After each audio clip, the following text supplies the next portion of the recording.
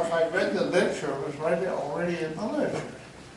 Okay. And the sort of general thing, which there are a lot of exceptions, is that when you develop resistance to one, you develop resistance to others, mostly.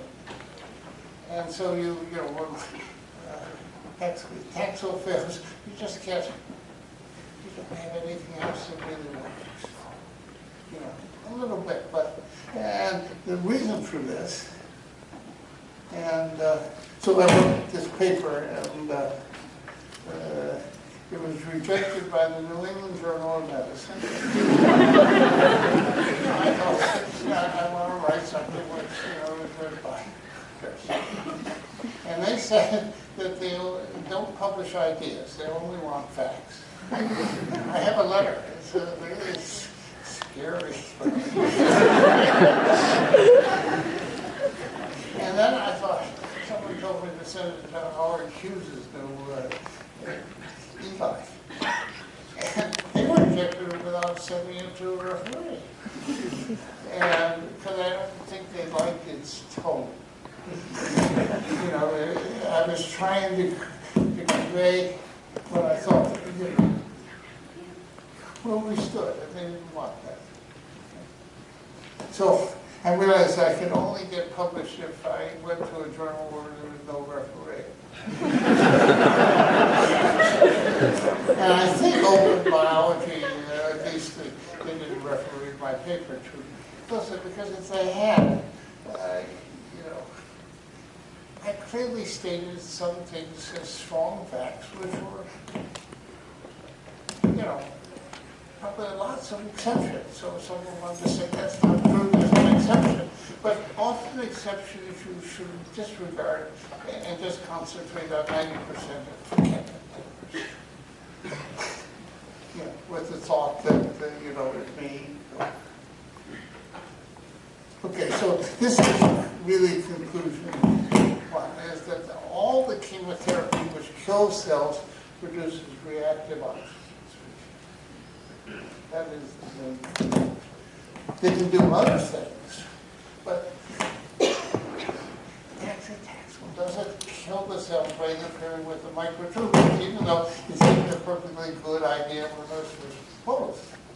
And because resistance to Taxol is, you take a series of cell lines, it's directly proportional to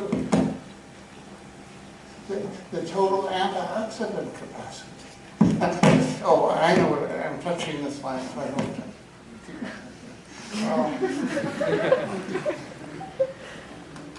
So,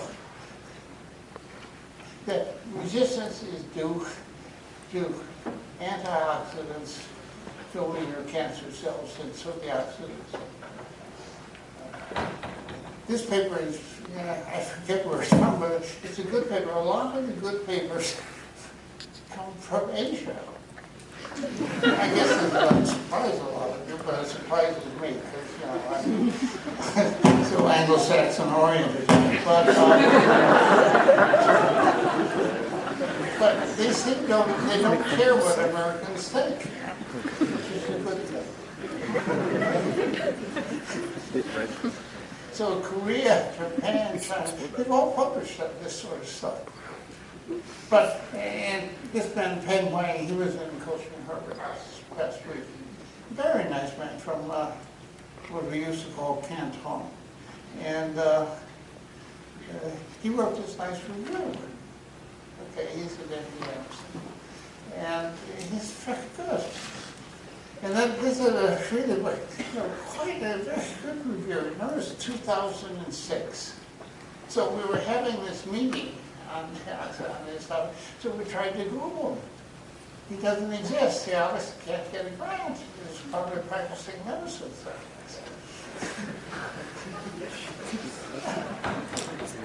This is a very good review. Okay. And, the arsenic trioxide, is a very, it's a designation. And this was the paper which really, I was with the people who were working with, they were part of this somewhere. they said, you know, all you have to do is add an acetylcysteine and you destroy surfactant. So it produces reactive oxygen. So then I took these papers, you know, and then I realized I had to, even though they said redox and all these things, I had to sort of put this as, you know, the fundamental fact. So it's reactive oxygen damage to mitochondria, which, you know, leads to apoptosis. And apoptosis is, you know, in all sorts of animals, and undoubtedly must have evolved to get rid of cells that organism no longer needs. And they probably co-opted it as a way to protect themselves, animals did, against cancer. And the reason you could do it is that the cancer cells, because of their unique biology, seem to produce more ROS than normal cells. I'd like to, you know, give you a nice solid reason, but, you know, all I can state is, and, you know, RAS really turns on reactive oxygen. And P53, you know, and this was a paper Bert published way back in '97 with kids like this one. That if you look at what genes it turns on, they turn on a series of proteins produced oxidants. Okay. Now, since then, it's gotten more complicated. P53 also turns on some antioxidants, and really is a complicated molecule involved in all sorts of stress responses. Okay. And at Costa Rica, Rafael Sordella, she's very trying. Yeah, I can't tell you what I think it's Nature. Turned out a paper which she quite convincingly showed that P53, when you have an EMT, epithelial mesenchymal transformation, and totally new type is made through some different splice patterns. You know, same genes, spliced differently they are. And it said no function at all. I thought, this makes great sense. This explains why mesenchymal cancers are harder to treat on the whole than epithelial, because you don't get any assistance from a function of P53.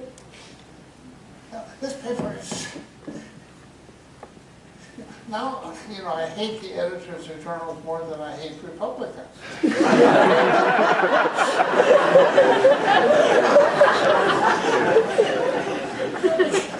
They're enemy to my life.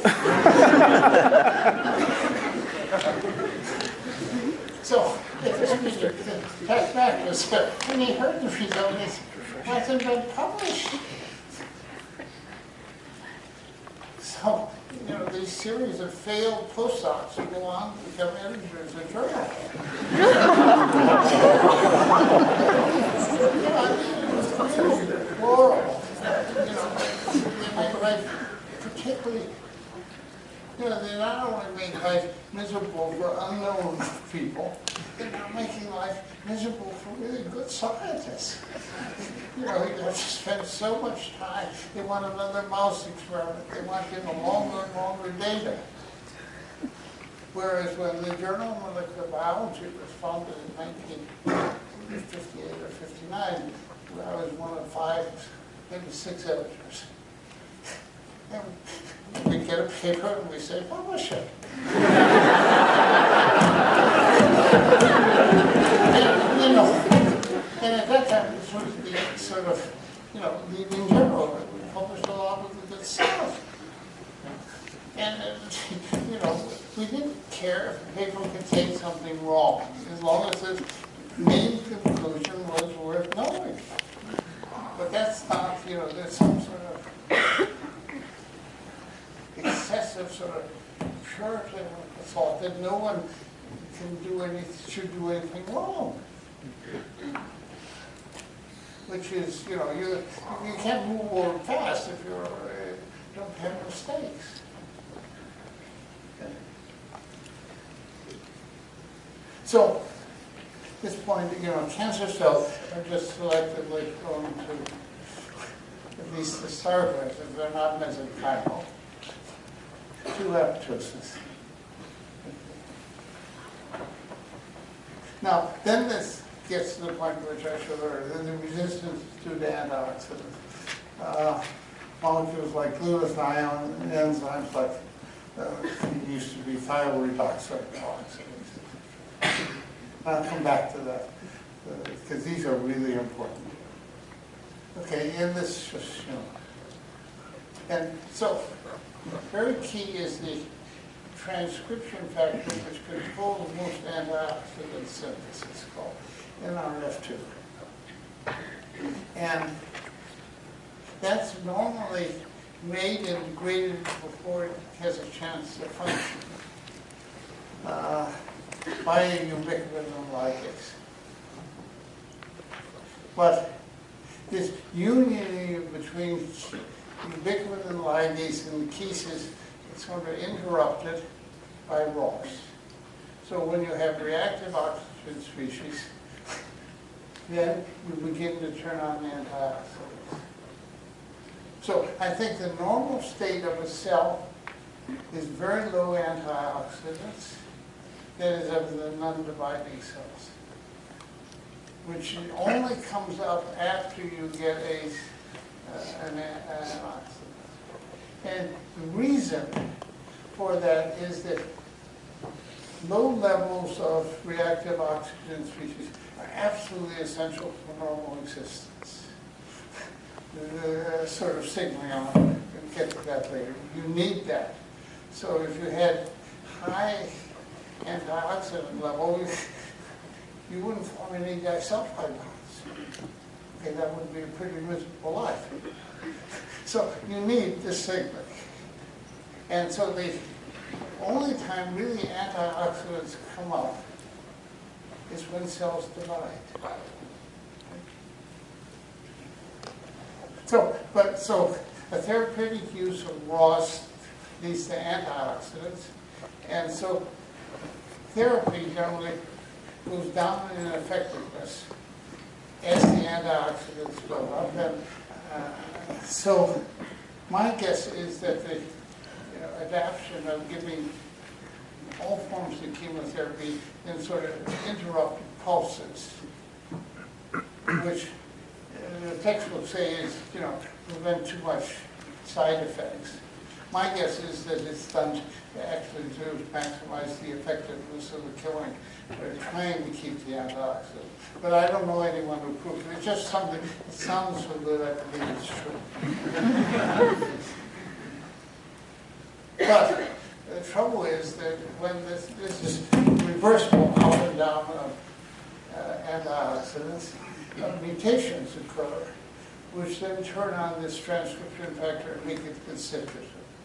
So you have antioxidants without the stimulus of ROS, and most of the mutations occur in the ubiquitin ligase component, not in the transcription factor. But there are some mutants in the transcription factor which turn on, not as many. And there's data which shows that half of lung cancer is resistant because of constituent antioxidants. Okay. Then there is a paper by David Toombs, he was on pancreatic cancer,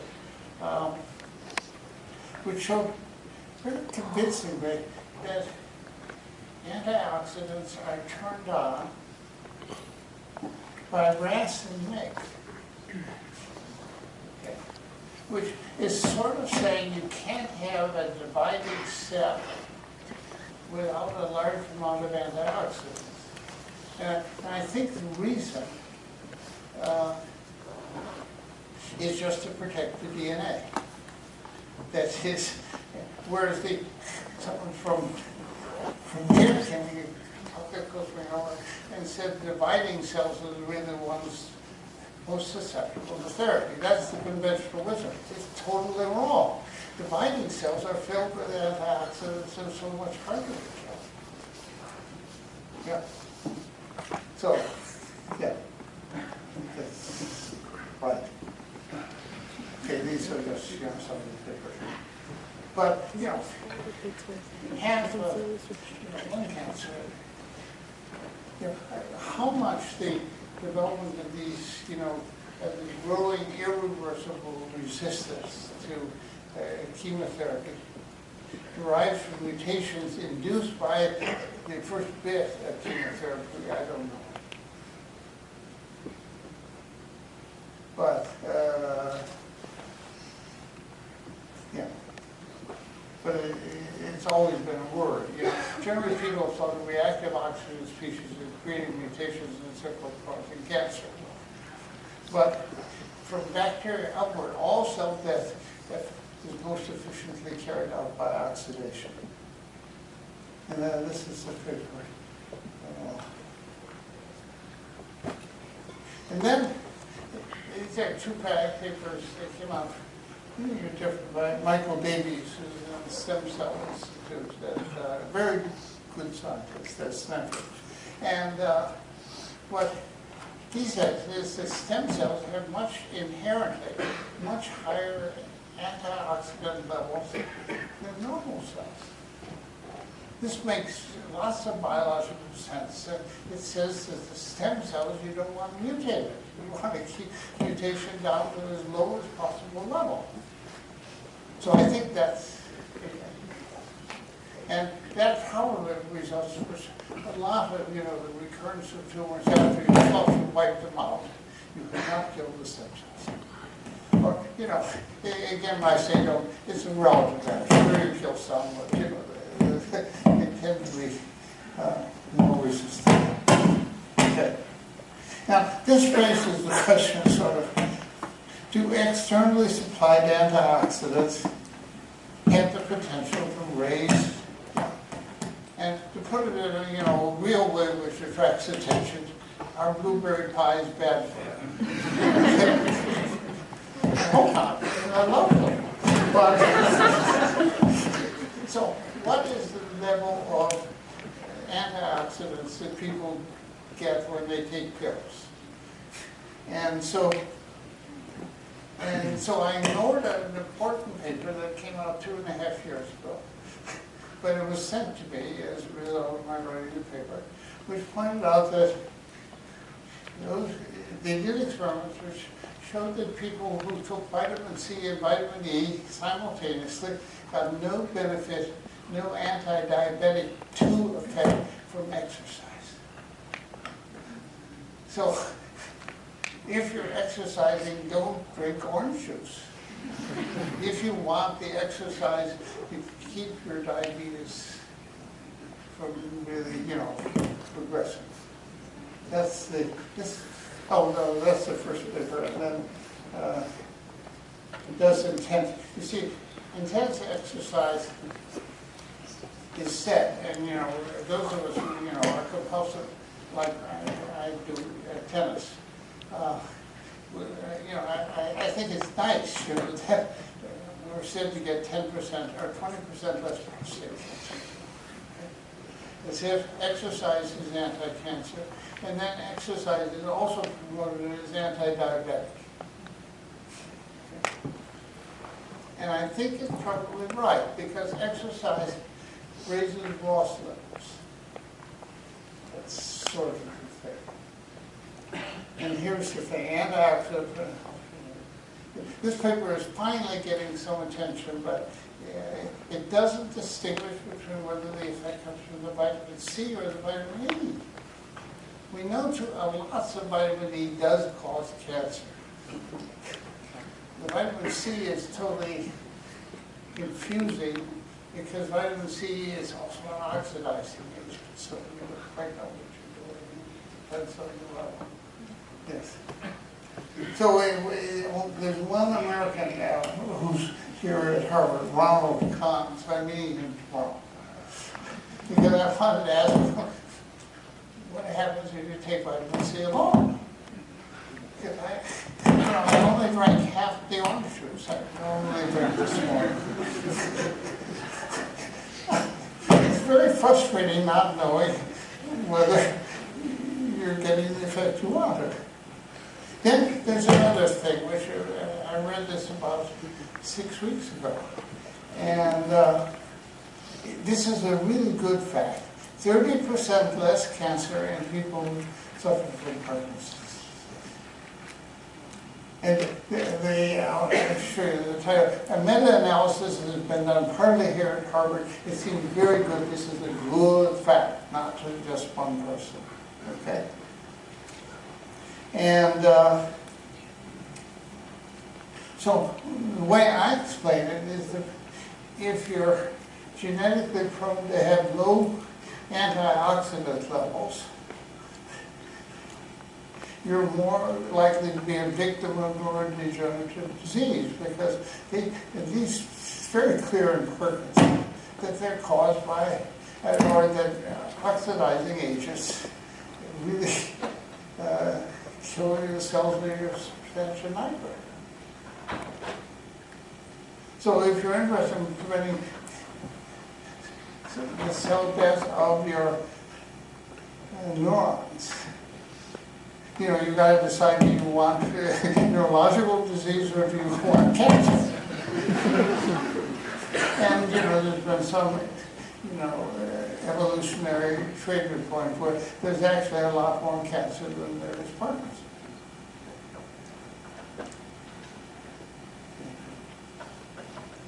Yeah, this is, you know, I didn't just, but it's a, you know, pretty good paper. But I discovered that, well, I only, you know, just when I called Bruce Spiegelman up, he hadn't heard of the result.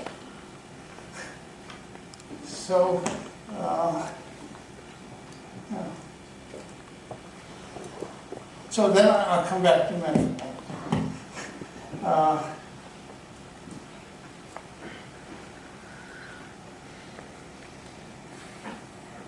So, you know, in Kevin Stroh's results, metformin kills the stem cells. And so I can't see how it can kill them unless it reduces the antioxidant.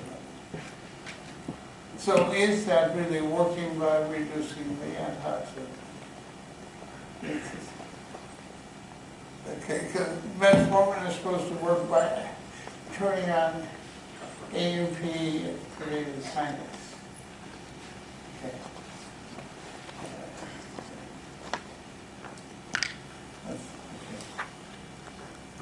We'll just skip that. But the metformin is, if people can get a lot less pancreatic cancer. He told us that when we had dinner 2 nights ago. He told me, interesting, the people who have the most pancreatic cancer are the Swedes. And he's partially Swedish, so I was wondering why. So if you think, well, what would be in the Swedish diet? Fish. And apparently, John Rubenstein at Princeton is doing really high quality proteomics, etc. Pancreatic cancer found they have a very unique lipid, which seems to be necessary for the growth and seems to be present in fish oil. So there's a reason for it. You know. So these sort of epidemiological sort of strangeness, it's worth trying to, you know, figure out why. And then this is, you know, I come back to it, the target of stem cells. And this is a recent paper that Kevin just out. Okay, so I'll end with now total speculation, and I probably shouldn't be doing it, because I have no biochemistry. But it's sort of trying to ask the question, when you exercise, it really looks like reactive oxygen species somehow carry a message that stops diabetes too. Okay? That's from the exercise. So you do it, all right? And so when you say reactive oxygen species, it probably pays just to say hydrogen peroxide. The superoxide, the other things don't live really very long. Whereas the peroxide does exist for a while. And so basically, peroxide oxidizes glutathione, and the glutathione then oxidizes the thioredoxin. And the thioredoxin, to me, must oxidize proteins, probably in the endoplasmic reticulum, which make the disulfide bonds of proteins. Now, I was just talking to Fred Goldberg, who tried to say everything I was saying was wrong. And Fred says cells are reducing, and you don't find any disulfide bonds inside cells, only on the outside. Now, the first statement is probably not completely true, but it's worth accepting. But insulin, actually goes to a receptor. So it acts outside itself. But so I think it's really worth asking whether, that somehow you make insulin in type 2 diabetes, but it doesn't work. But externally supplied insulin will work. So maybe what is wrong? And I think if you ask,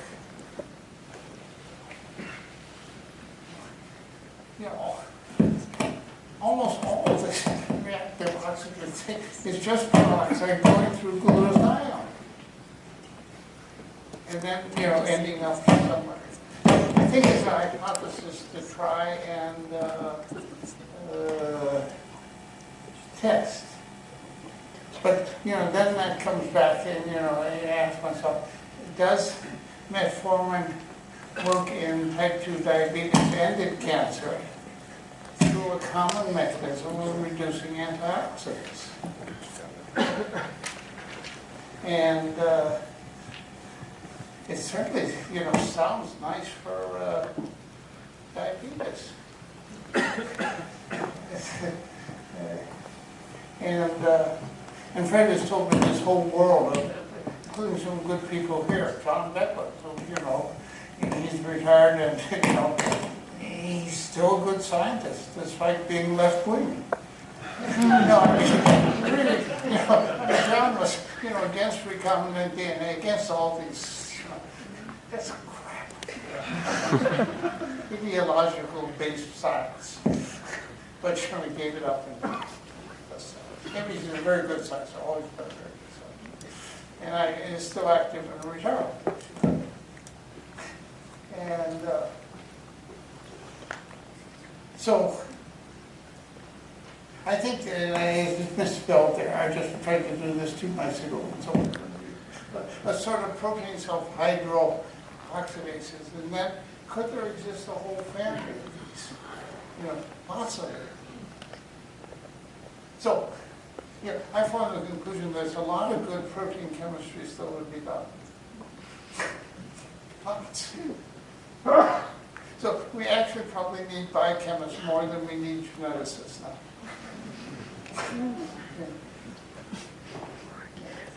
Our day is coming and going. If you're thinking about curing disease, we can identify causes, but we can't cure it. So you really have to think at this level, and I'm trying to do it. And so I welcome your telling me new facts so that I can continue thinking, because my whole life has just been reading and trying to have ideas. And but I should say my last paper was published in 1970.